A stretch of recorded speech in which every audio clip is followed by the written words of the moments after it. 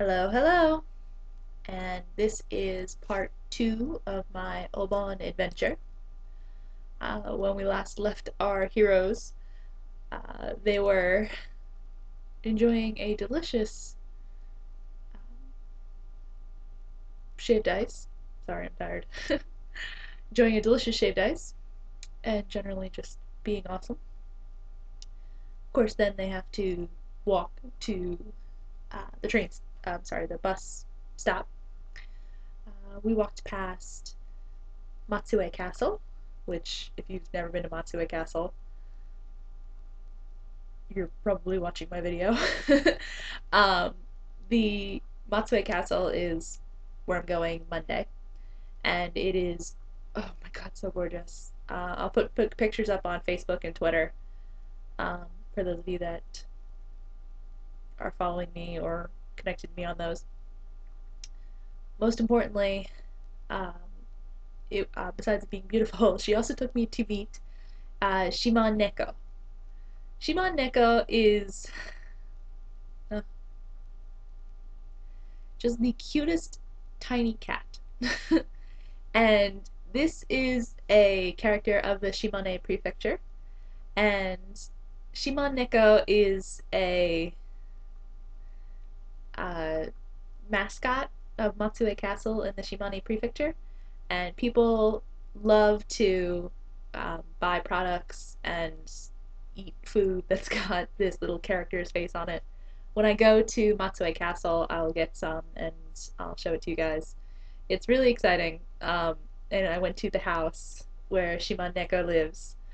Um, and it's so cute. Oh my god, it's so cute. Again, I'll put pictures up on Facebook or Twitter. It's really, really cute. So, uh, I'll show you guys will see it when you check them out there. Anyway, so we went to the bus stop. We had about a half-hour bus ride to Lake Nakamura. Nakamori? I'm gonna butcher that name either way. It's a pretty lake, a little bit bigger than Lake Shinji, which is the lake that I live on. And the festival that was going on around her house, we went to visit there. And then we went to her house, and her family, oh my god, these people were so nice. So the first person I met with her was her mom, and she spoke no English except to say hello, which was so sweet. Just the fact that she said hello to me just made my day. Um, so I came in the house, I had to take off my shoes, which, for those of you that know me, I was wearing my cute little cowboy boots. Because, I'm an American, and I thought that'd be cute. And, I mean, they're great shoes to walk around in. My feet don't hurt after walking around in them for a long time. So I thought those would be the best shoes to wear, because I wasn't sure how long we'd be walking. So I proceeded to walk around in those shoes, um, and then have to take them off, which they're almost impossible to get off. So I had to pop the shoes off, and then store them in this little cabinet area, and then come into her house where everything was like miniaturized. Um, when I give you a house tour, I'll show you how just insane my house is. Everything is almost perfectly balanced for my height. Um, that being, it is almost the same height as me. I constantly walk into things because I'm not expecting them to be as low as they are. Uh, it's often me ducking at the last second, going, "Oh, I didn't see that there." That happens a lot. So, Daddy, when you come to visit, Frankie, when you come to visit, I'm so sorry. Good luck. It's not really friendly to tall people. Anyway, so went to the house. Everything was very tiny. They had these tiny little tables that they actually extended because they were gonna have so many people.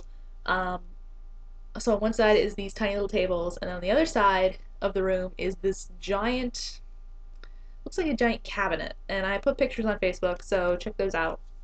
Um, it's the Oban, well, it's their shrine, their family shrine. Um, all traditional families have a family shrine in their house or outside of their house, in their general vicinity. It depends on how much area you have, frankly. So, um, in this shrine was pictures of Buddha and several other figures from the Buddhist faith. Um, I was told by Ayumi that her father is the first son, which means it's his responsibility to take care of family traditions.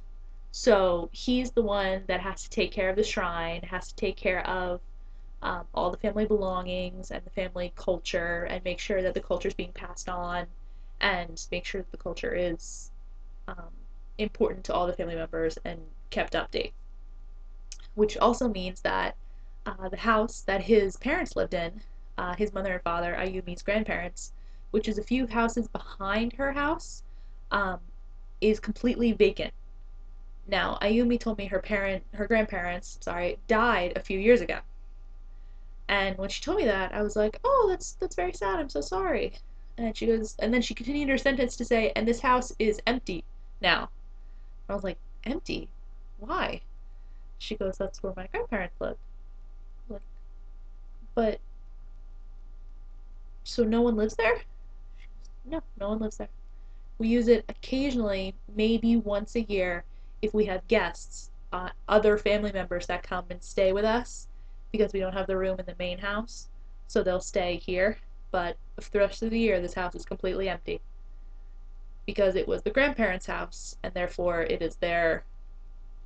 um, it was their property, and now the family just keeps it clean and keeps everything sealed up, and that's it. The house just stays empty, which I don't know if you um,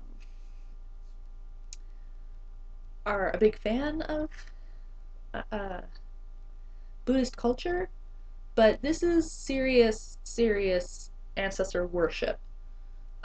Japanese Buddhists are serious ancestor worshippers. Their ghosts are their family members are their gods, essentially. They don't pray to Buddha like Buddha is a god. Buddha is a guy. Um, and he's the one that leads the way. So their ancestors, the ghosts of their ancestors, their family lineage is what makes up their religion, basically. So the fact that their grandparents are gone, or Ayumi's grandparents are gone, and um, they lived in that house, because they're no longer there, that house is going to remain empty. I don't know entirely what's going to happen to it after um, a certain period of time, if they're eventually ever going to, put people in it. But as of right now, it's slated to be empty for a long time. At least that's what Ayumi told me. So, met her mother, um, spoke a few words with her, told her she had a lovely house, um, you know, all that stuff. My parents are gonna go, good, good, I raised you right. um, I brought a bottle of wine because, as I said earlier, it's customary in Japan to bring omiyagi, which is a gift. Um, so I brought a bottle of wine for her family. I know her brother-in-law is a big drinker. Her father likes wine, so I brought a gift for them, um, and it's a Shimane wine, um, the prefecture's wine that's grown and bottled and done. Everything is done in the area. I believe it's done in Izumo, but it's all done in the Shimane prefecture. So it's our wine, and um, so I got that, and it was terrible. Honestly, I had a little sip of it. Um, we all had these tiny little cups, and we toasted and then drank, and it was just so dry. Those of you that know me, I don't like dry wine, but uh, they enjoyed it. So uh, we sat down for a few minutes and chatted, and Ayumi showed me all the things on the table and told me what they were, and explained to me how her mother had been making this food like all week, and that she's been working very, very hard. And I was amazed because everything looked delicious. And again, pictures on my Facebook. um, so anyway, I went to then Ayumi decided we were going to go down to the festival. So we went down to the festival, and I met her sister, her brother-in-law, and her two nephews. Her two nephews were in the process of searching for treasures. They were little pieces of folded up paper that they brought to a man who was basically sitting inside of like a community house. And they went up to the side of the community house, and which had a sliding door, and they would give the treasure to the man, and he would give them whatever prize bag corresponded to some kind of initial or number on the treasure. And they got these cool little gift bags, and they were so cute, and they were kind of rifling through them, and they were like, oh, hey, look, I got a Stitch pen, which I thought was a little neat. Little, the little blue Disney character, Stitch, was on the little pen. Um, and it wrote in green, which I thought was cute. um, and that was Joe and So, and they are so sweet, such cute little kids. All they wanted to do was play their DSs. We were trying to eat dinner, and all they wanted to do was play the DS. So, I mean, I understand. So anyway, um, we were looking at the water, and we were looking at the different things they had at this little festival. They were going to have Korean drums, which sounded really cool. I'll tell you about that a little bit later. And then they had a really cool food stand that they were people bought vouchers for this little festival, and you paid using vouchers. Like all the money was collected ahead of time. So you came to the festival and you had these vouchers ahead of time, and you used the vouchers at the festival instead of paying money, instead of having the money sitting around. You had the vouchers. So I thought that was kind of clever. Anyway, so we were looking around, and Ayumi goes, "Do you want to get yakisoba?" I immediately go, "Yes." For those of you who don't know what yakisoba is the most delicious thing on the planet. It really is just like lo mein, like pork lo mein, for those of you in America. Um,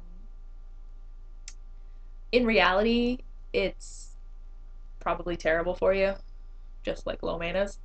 But it has a lot of really good vegetables, and it's all um, except for the yakisoba sauce, which is just full of terrible salt and sodium and all that kind of stuff. Which, I mean, hello, welcome to Japan.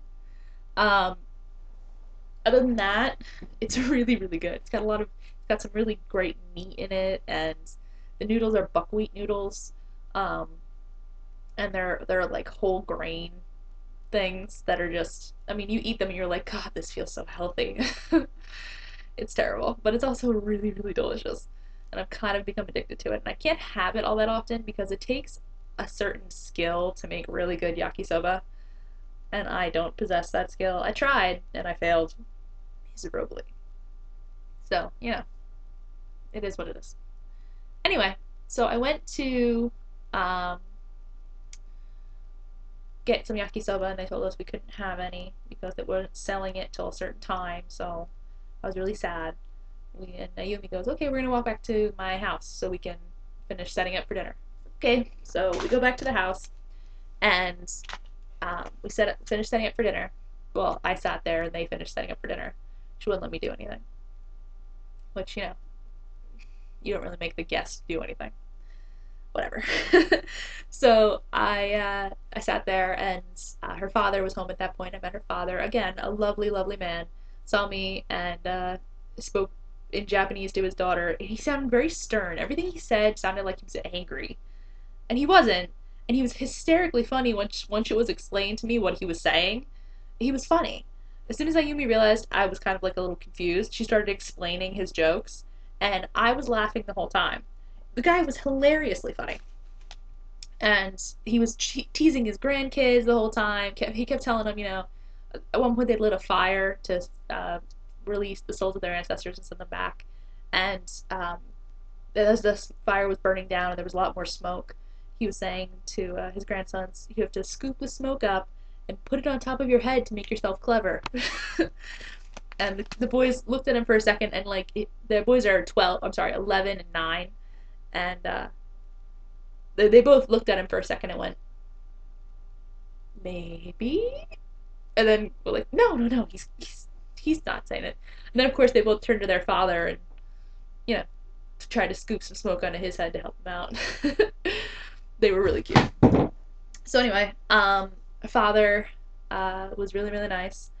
And once he was finished speaking Japanese, he looked at me and goes, "Hello," very deep. And I was like, "Hi, please don't hate me. I'm your daughter's English teacher. Hi." And he was very, very nice. And then we were served dinner. And dinner was sashimi. Yes, sashimi. Oh, sashimi. Now, I'm sorry, Americans. What you have in America is not sushi. It's not sashimi. It's a lie.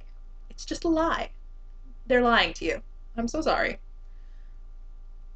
I'm in the land of where they make sushi, and oh my god, it's sushi. And I had real sashimi, real raw fish. Which, for those of you that don't know, 95% of sushi isn't made with raw fish. Um, Most of the sushi, actually, a large portion of sushi doesn't even have fish in it. Um, well, tamakazushi, which is a wrapped sushi, is what we have in America. You know, the California roll, that kind of stuff. Um, that's actually tamakazushi. Sushi is the rice with the fish on top of it, shrimp, fish, whatever. Um, those are that's actually what they call sushi. Tamakazushi is the roll sushi, and sashimi is just the chunks of raw fish. um, I don't know if any of you have ever eaten real sashimi. And if you have, I'm so sorry. I'm not a huge fan of sashimi, and when Ayumi said to me, Do you like sashimi?" I was like, yeah." She goes, "Oh, that's what we ordered for dinner." I'm like, "Cool." So I ate sashimi for dinner, which wasn't unpleasant. I mean, it's good. It's it's raw fish. What is what it is. I ate squid for the first time. High five. Uh, People who told me I'd eat squid one day. High five. Namely my stepfather. Hi, Frankie. um, yeah, I ate squid, and it was delicious. Not gonna lie, it was really good. A little soy sauce, a little bit of wasabi. It was good. So anyway, ate that. Had some salmon. I had some whitefish. Ayumi didn't know what it was. She just called it whitefish. And something that was silver on the outside. Not entirely sure what that was. Didn't really like that one. But yeah, I ate. Oh, and tuna. I had tuna.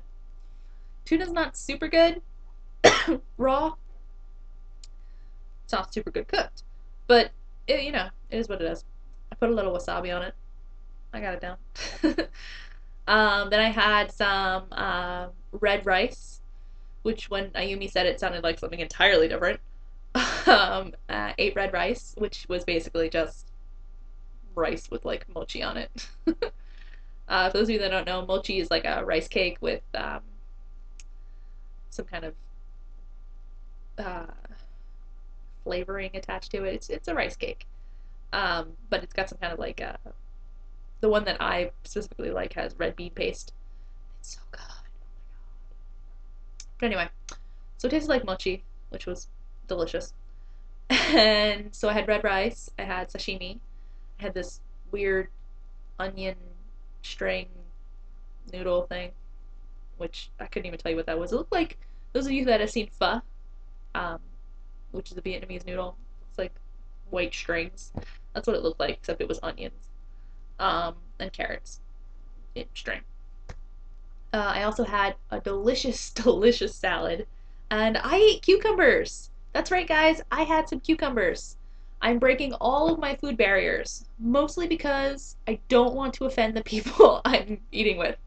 So, yeah, I ate cucumbers, and I ate eggs in a salad, and I didn't eat the tomatoes, um, because I couldn't do it. I'm sorry. But I ate the cucumbers because they were tiny and crunchy. I ate the eggs. I had the lettuce, which there wasn't that much of. Not big on lettuce. Lettuce is expensive here. So anyway, got through that. Had the ate sashimi. mochi, rice, salad. There were some vegetables on the table that I was entirely confused by. They just looked weird, but I ate some of them. One was a mushroom that I'm totally not comfortable with. um, and then we were about halfway through eating. It was me, Ayumi, her mom, and her father, and then her sister and her sister's husband, and her two boys came in. And I got to practice my uh, "I'm back, welcome" thing that I know how to do, which is "Tadaima, tadaima," which is "I'm back," and "Okari nasai," which is "welcome back." So that happened. So I learned that, and I practiced it, and Ayumi clapped for me because I said something correctly in Japanese, which happens so rarely. Um, and then the boys came in and they were served sashimi, at which point they go, "Oh, look, sashimi!" and then picked up their DSs and continued to eat their shaved ice that they got at their festival. Uh, their father won a prize too. He got the grand prize, a giant squirt gun, which was really cute. And he gave it to his father-in-law, who immediately starts to take it apart and play with it, which I thought was adorable. So they all sit down and they're served, and then we continue eating together. And after I finish, um, Ayumi uh, sets me up with mochi, which one was some kind of one was the mochi I'm familiar with, which has the red bean paste on it. The other one was mochi with some kind of like cracker crust on it. It was salty and sweet in a weird way. And it made my mouth hurt. I wasn't okay with that. I didn't like that one. But anyway, that happened. So I had mochi, and then the family kind of um, relaxed. Everybody started sitting around and talking and drinking and you know doing things that families do on holiday. Um, and then the boys started taking apart their gift baskets or their little gift bags, and they immediately start going through the gift bags and finding things that are there. Um, and then they look at me and then kind of put their heads together and talk for a minute in very adorable Japanese. And then they both look at me and start picking things out and handing them to Ayumi to hand to me. And their father immediately goes, "No, no, no, in English." And they go, "Please have this." And it was very cute. They go, "Please have, please have." And I was like, "Oh, it's so cute. Please take." It's so cute. So I wanted to show you some of the cool little things they got me, or they gave me. One of my favorites. This really is my favorite. This is a Rilakuma. Rirakuma. It's this bear that's staring into your soul. Yeah, that's right. So yeah, that's this bear that's staring into my soul. He's a little character. He's on some kind of show or something. He's a little character. Rirakuma. Rirakuma. Sorry, my katakana is terrible. Which is a good thing, I think. Anyway, Rirakuman is this cute little teddy bear, and he's a magnet. So I'm gonna go put these on my refrigerator or something. I don't know.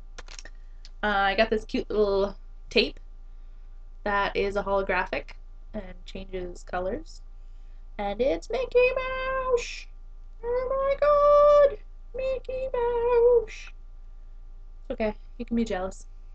So I got Mickey Mouse tape. Oop.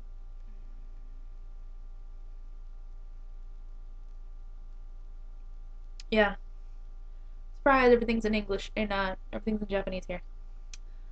So, yeah. So tape, super cute. One of the boys gave me this. It is a schedule book for, I don't know if you could see that, for 2012. But it's got Rirakuma, and yeah, it's cute. It's got a little schedule and stuff inside. Terrible with this opposite movement thing. All kinds of cute stuff. Um, I mean, not super useful, but you know, I can find a use for it. It's cute. I got this cute little schedule book, also Ryurakuma, and it's also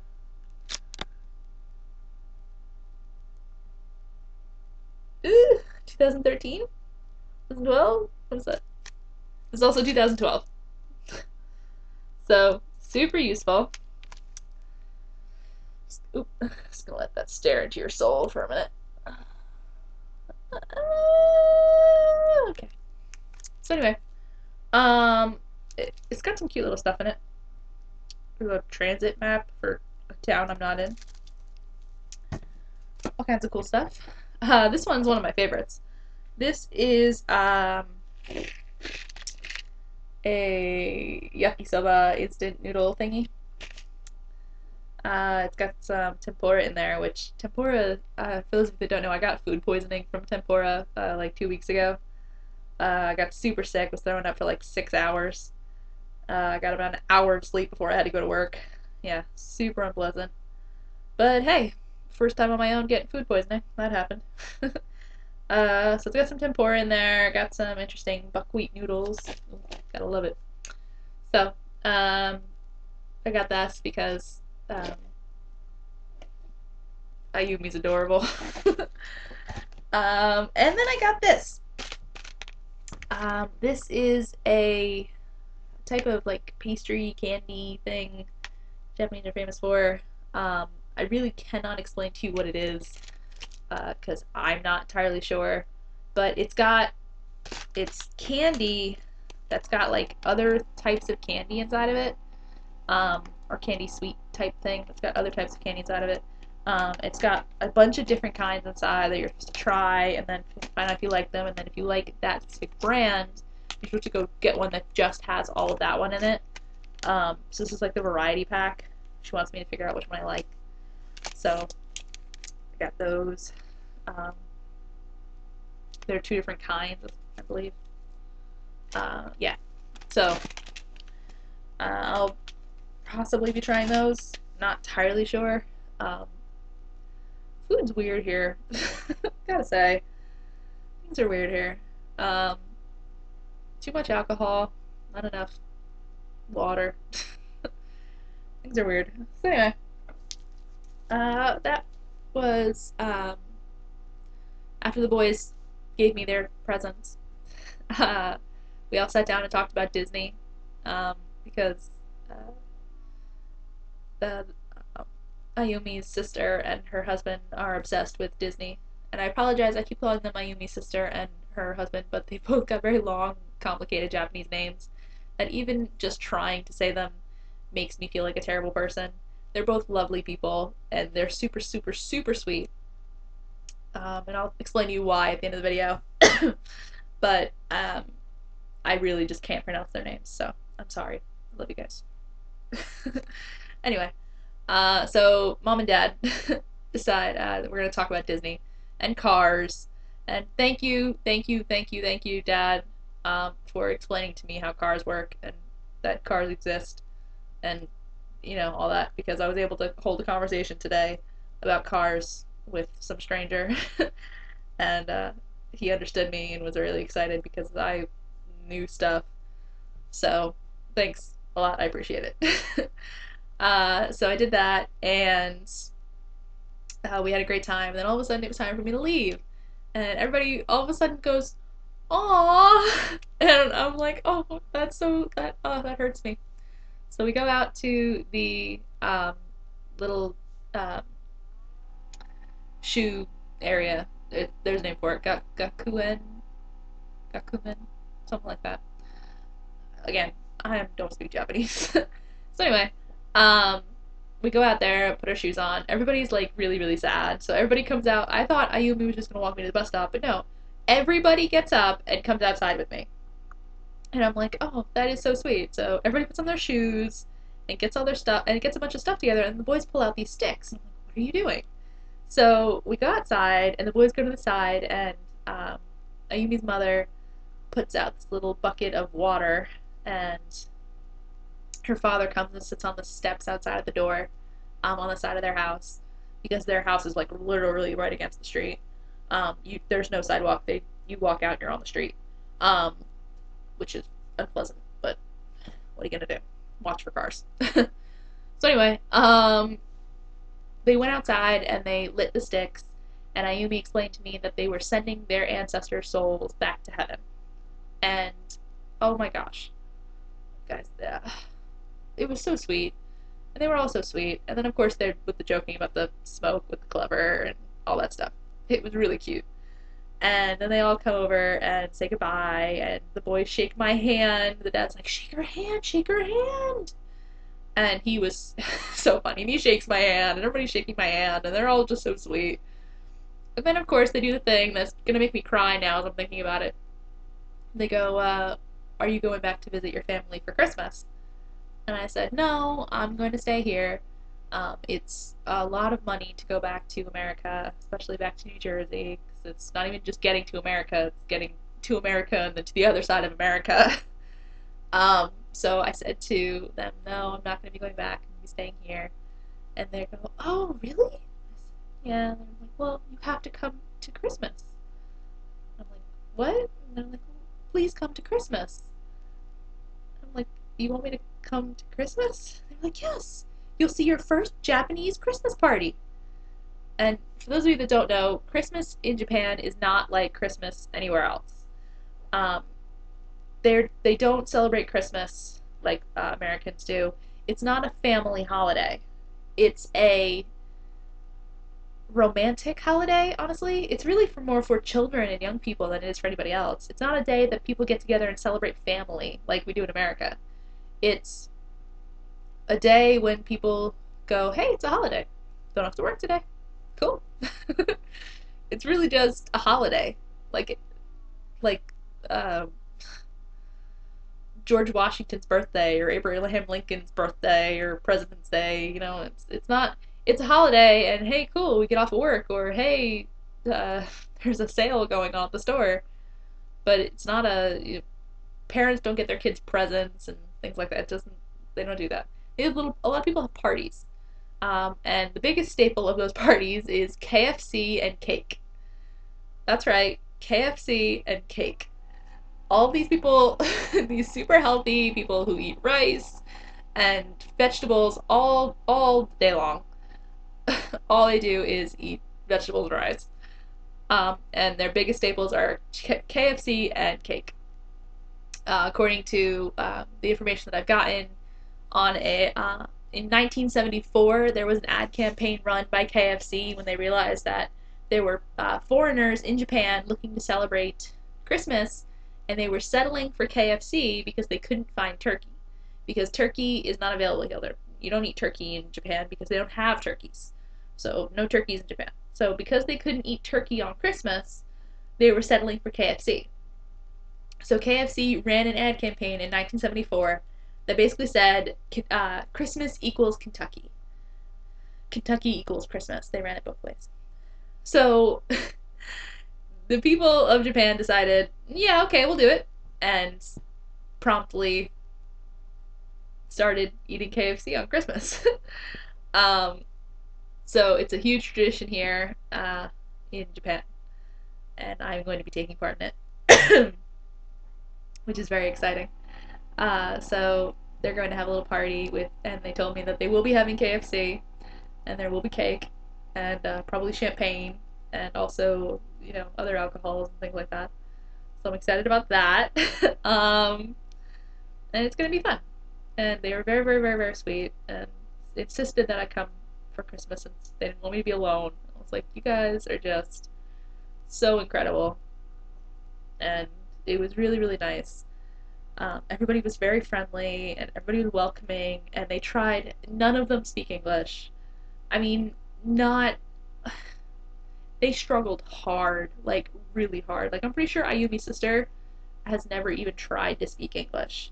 All Japanese people learn English in school. It's mandatory. It's taught in school. the kids have a native English speaker. Joe and So both have native English speakers in their school teaching English, well, assisting in teaching English. But um, they're not, and they're learning to practice conversation, but the adults never practice conversation.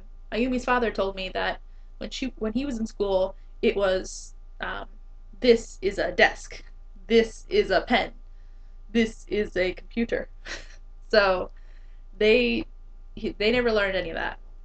They never got the chance to speak in the classroom. They were just told what things were, how to say them theoretically, and how to write, really how to write them down, how to read and write in English, because that was the most important thing back then.